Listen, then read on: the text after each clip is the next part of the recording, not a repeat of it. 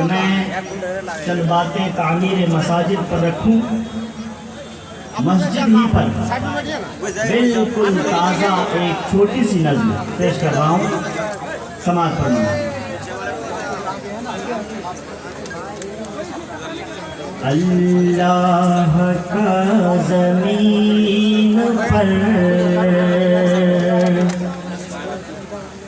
اللہ کا زمین پر ہے گھر یقین کر، اللہ کا زمین پر ہے گھر یقین کر، مسجد کو اس کی شان کا، مسجد کو اس کی شان کا مظہر یقین کر، اللہ کا زمین پر رحمت کا سائبہ ہے، چھت مسجد کی بے گمان، رحمت کا سائبہ ہے، چھت مسجد کی بے گمان، فرش زمین پھول کا، فرش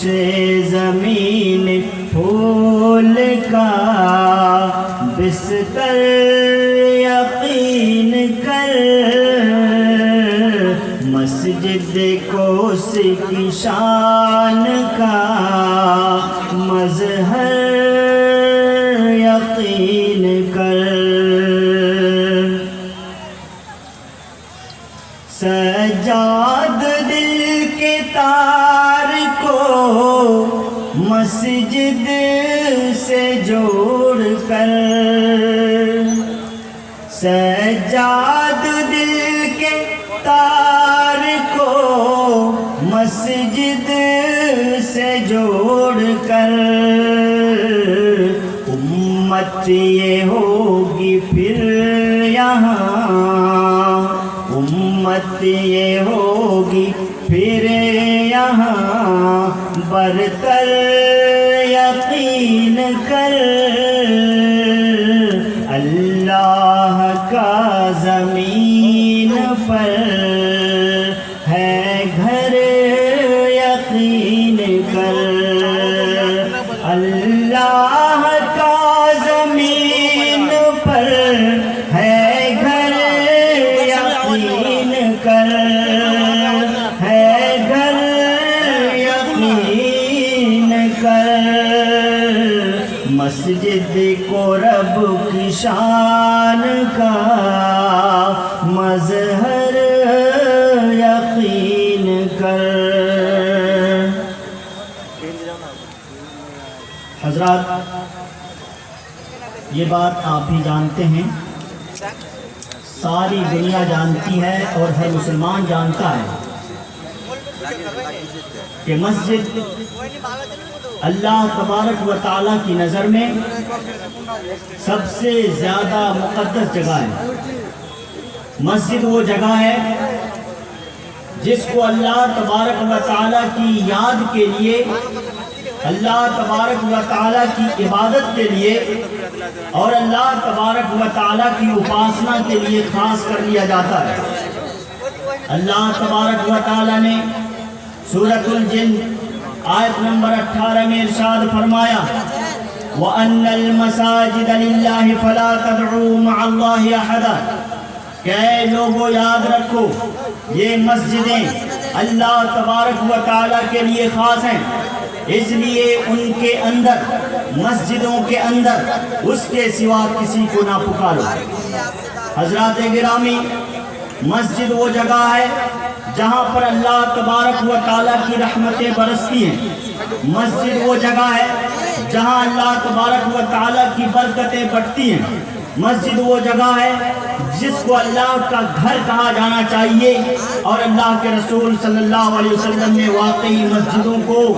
اللہ تبارک و تعالیٰ کا گھر قرار دیا ہے۔ حضرات گرامی، یہ جلسہ جس مقصد کے تحت ہو رہا ہے وہ یقیناً دنیا کا سب سے اچھا اور سب سے بہتر مقصد ہے، یعنی مسجد کی تعمیر۔ اللہ تبارک و تعالیٰ نے مسجد بنانے والوں کی بڑی توصیف کی ہے۔ ارشاد ہے سورۃ التوبہ آیت نمبر 18 میں، اللہ تبارک و تعالیٰ نے مسجد بنانے والوں کی تعریف و توصیف کرتے ہوئے ارشاد فرمایا، انما یعمر مساجد اللہ من آمن باللہ والیوم الآخر واقام الصلاة وآتى الزکاة ولم یخش الا اللہ فعسى اولئک ان یکونوا من المہتدین، کہ مسجدیں وہی لوگ بناتے ہیں جو اللہ تبارک و تعالیٰ پر اور آخرت کے دن پر یقین رکھنے والے ہوتے ہیں، ایمان رکھنے والے ہوتے ہیں، نماز قائم کرنے والے ہوتے ہیں، زکوٰۃ دینے والے ہوتے ہیں، اور ایسے لوگ مسجدیں بناتے ہیں لم یخش الا اللہ، جو اللہ تبارک و تعالیٰ کے سوا کسی سے نہیں ڈرتے۔ اللہ تبارک و تعالیٰ پھر ان کی تعریف کرتے ہوئے ارشاد فرماتا ہے کہ فعسى اولئک ان یکونوا من المہتدین، کہ امید ہے کہ یہی لوگ فلاح پانے والے ہوں گے، ہدایت پانے والے ہوں گے۔ حضرات گرامی، مسجدیں بنانے والوں کے لیے، مسجد کی تعمیر پر دوڑ دھوپ کرنے والوں کے لیے اللہ تبارک و تعالیٰ کی طرف سے یہ اتنا بڑا اعلان ہے کہ جس اعلان کے برابر کوئی دوسرا اعلان ہو ہی نہیں سکتا۔ مسجد کی خصوصیت یہ ہے، اور سب سے بڑی خصوصیت یہ ہے، اس کا سب سے بڑا امتیاز یہ ہے کہ مسجد میں ارکان اسلام میں سے وہ رکن ادا کیا جاتا ہے کہ جب جس کو فرض کرنے کی باری آئی، رب کائنات نے اپنے رسول کو عرش کے بہت پاس بلایا اور وہاں بلا کر نماز فرض کی، اور نماز مسجد ہی میں ادا ہوتی ہے۔ یہ بھی مسجدوں کی بہت بڑی فضیلت ہے جس کا مقابلہ اور جس کی برابری کوئی دوسری فضیلت نہیں کر سکتا۔ حضرات گرامی، لیکن مسجد بنانے والوں کی ذمہ داریاں بھی اللہ تبارک و تعالیٰ نے اسی آیت میں بیان کر دی ہے۔ صرف مسجد کا ڈھانچہ کھڑا کرنے سے کچھ فائدہ ہونے والا نہیں ہے، مسجدیں بہت بڑی بڑی بنا لینے سے کوئی فائدہ نہیں ہے، مسجدیں بہت شاندار بنا لینے سے کوئی فائدہ نہیں ہے، جب تک کہ اس میں نماز قائم نہیں کی جائے گی، جب تک کہ اس سے دین اور دینی تعلیمات کی نشر و اشاعت کا کام نہیں لیا جائے گا، جب تک کہ اس میں دروس قرآن اور دروس حدیث کی مجلسیں قائم نہیں کی جائے گی، اللہ تبارک و تعالیٰ کے لیے ان کو خاص نہیں کیا جائے گا، تب تک علامہ اقبال کی زبانی مسجد تو بنا دی شب بھر میں ایمان کی حرارت والوں نے، مسجد تو بنا دی شب بھر میں ایمان کی حرارت والوں نے، من تو اپنا پرانا پاپی ہے برسوں بھی نمازی بن نہ سکا۔ حضرات گرامی، آپ جانتے ہیں کہ ہمارے دین کی بنیاد، سب سے بڑی بنیاد لا الہ الا اللہ محمد رسول اللہ کے بعد نماز ہے، اور اس نماز کا تعلق مسجد سے ہے۔ اس لیے مسجدیں اللہ تبارک و تعالیٰ کے یہاں، اللہ تبارک و تعالیٰ کے نزدیک اور اس کی نظر میں نہایت اہم ہیں، اور اللہ کے رسول صلی اللہ علیہ وسلم کی تاریخ یعنی سیرت محمد مصطفیٰ صلی اللہ علیہ وسلم جب آپ پڑھیں گے تو آپ حیران ہو جائیں گے کہ اللہ کے رسول صلی اللہ علیہ وسلم جب کفار و مشرکین کی ایذا رسانی، ان کے ظلم و ستم کو برداشت نہ کر پانے کی وجہ سے مجبور اور مقہور ہو کر، مظلوم ہو کر، مجبور ہو کر گھر سے جب بے گھر کر دیے تو مدینہ کی راہ لی اللہ تبارک و تعالیٰ کے حکم سے، لیکن وہاں پہنچنے سے پہلے قبا میں قبیلہ عمرو بن عوف میں رکے، اور وہاں پر سب سے پہلا کام یہ کیا کہ ایک مسجد بنا دی جس کا نام ہے مسجد قبا، اور وہ آج بھی محفوظ اور موجود ہے۔ حضرات گرامی، پھر جب مدینہ منورہ پہنچے تو رسول اکرم صلی اللہ علیہ وسلم کی محبت دیکھیے مسجد سے، ان کی الفت دیکھیے، مسجد سے ان کا تعلق دیکھیے کہ انہوں نے مدینے میں اپنے لیے گھر نہیں بنایا، پہلے اپنی بیویوں کے لیے حجرے نہیں بنائے، اپنی بیویوں کے لیے کمرے نہیں بنائے، اپنے اہل و عیال کے لیے، اپنی بیٹیوں کے لیے اور دیگر رشتہ داروں کے لیے گھر نہیں بنوائے، بلکہ مسجد نبوی بنوائی، اور اسی مسجد نبوی سے متصل ایک ایسی یونیورسٹی قائم کر دی صفا کے نام سے کہ جہاں کے نکلنے والوں نے پوری دنیا میں اسلام کا بول بالا کر دیا۔ حضرات گرامی، اللہ کے رسول صلی اللہ علیہ وسلم کے ارشادات ہزاروں ہیں، مجھے بہت کم وقت ملا ہے، اس لیے دو چار باتیں میں دو چار حدیثوں کو پیش کر کے ہی میں اپنی بات ختم کروں گا۔ مسجد کا کردار بتا کر اللہ کے رسول صلی اللہ علیہ وسلم نے ارشاد فرمایا، صحیح مسلم حدیث نمبر 1473، اس میں اللہ کے رسول صلی اللہ علیہ وسلم نے ارشاد فرمایا، احب البلاد الی اللہ مساجدها وابغض البلاد الی اللہ اسواقها۔ اللہ کے رسول نے فیصلہ کر دیا کہ دنیا کی سب سے بہتر جگہ، دنیا کا سب سے بہتر مقام، دنیا کی سب سے اچھی جگہ،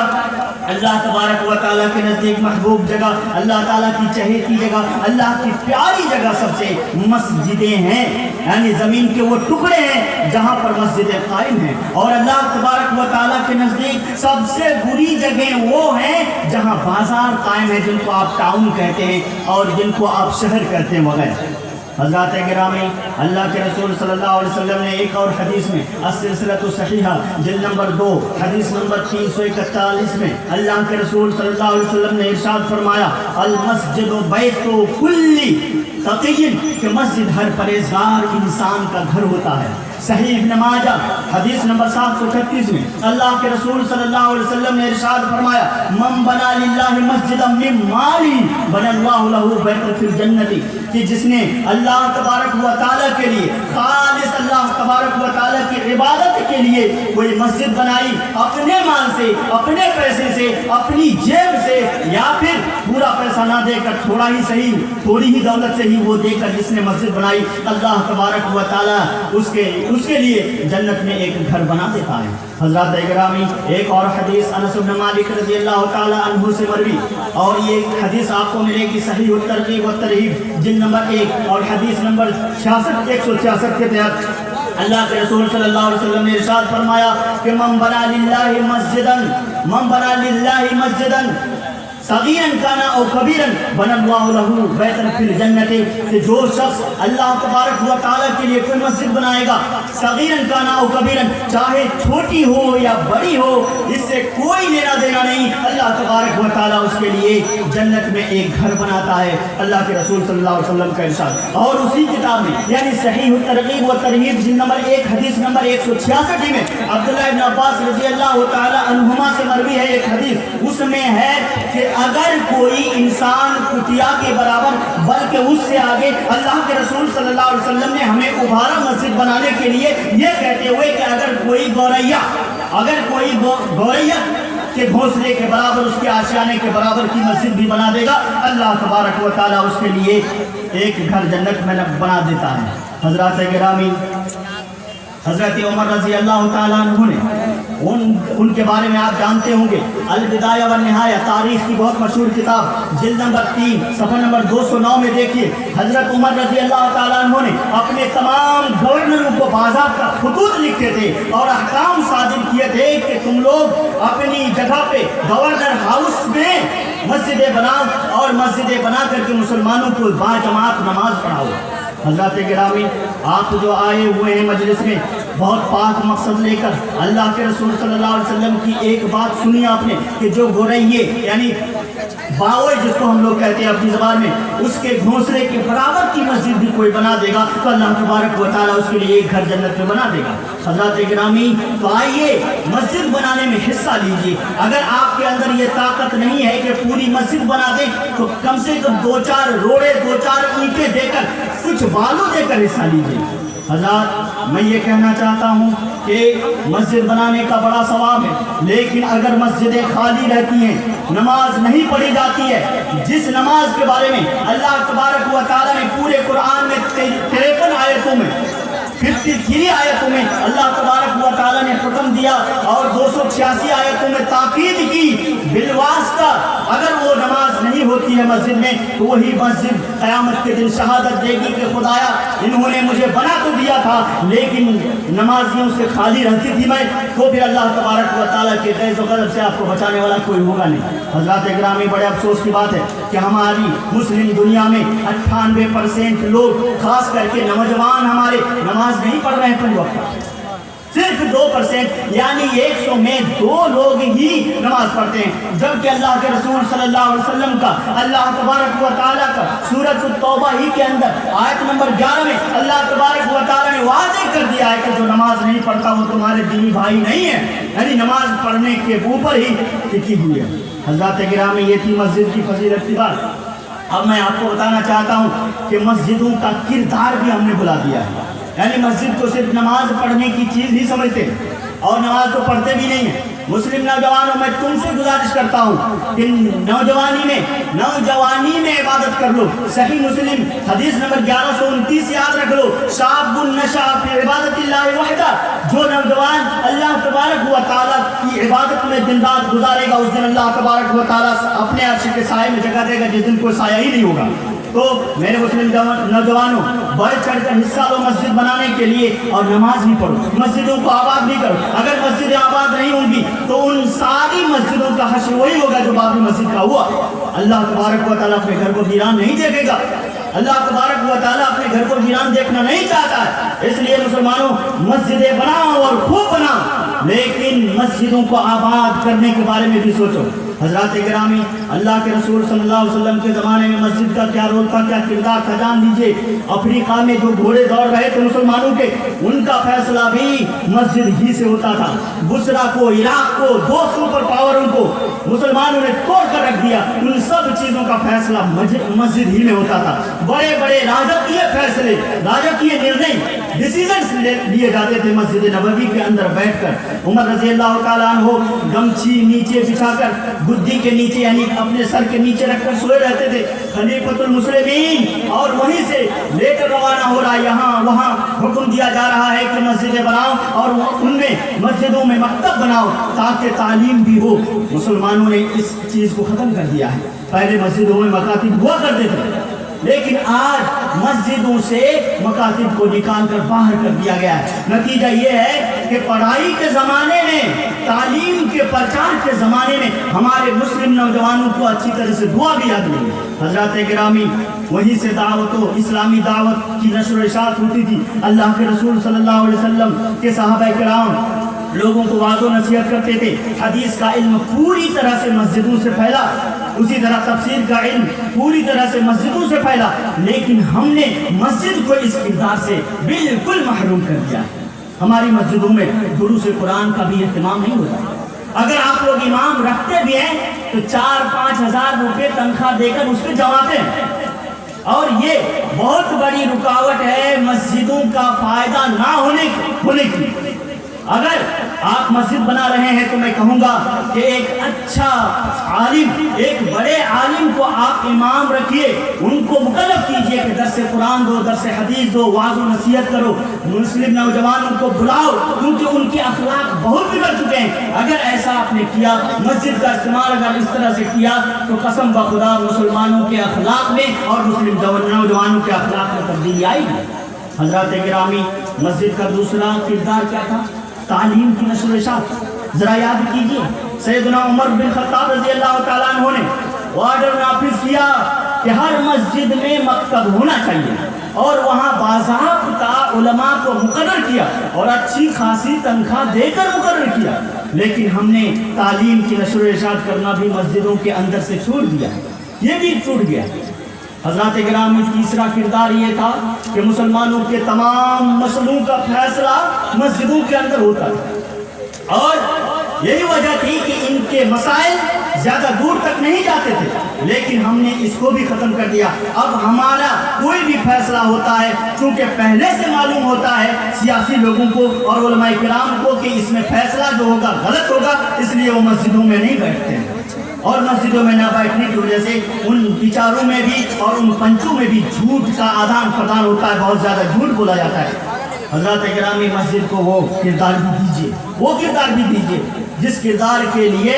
وہ مشہور تھی اللہ کے رسول کے زمانے میں، صحابہ کرام کے زمانے میں، اور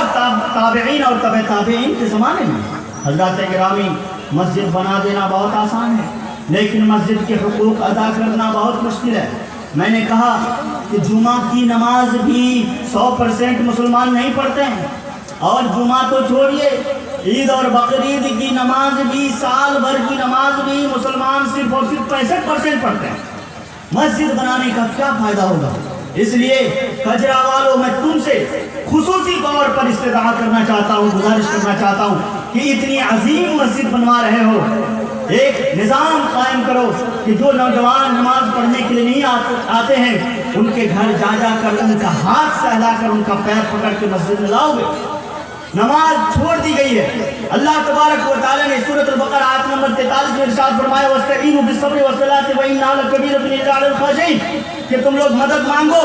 نماز کے ذریعے اور صبر کے ذریعے۔ صبر کی باری کیا آئے گی؟ ہم نماز ہی نہیں پڑھتے تو اللہ تبارک و تعالیٰ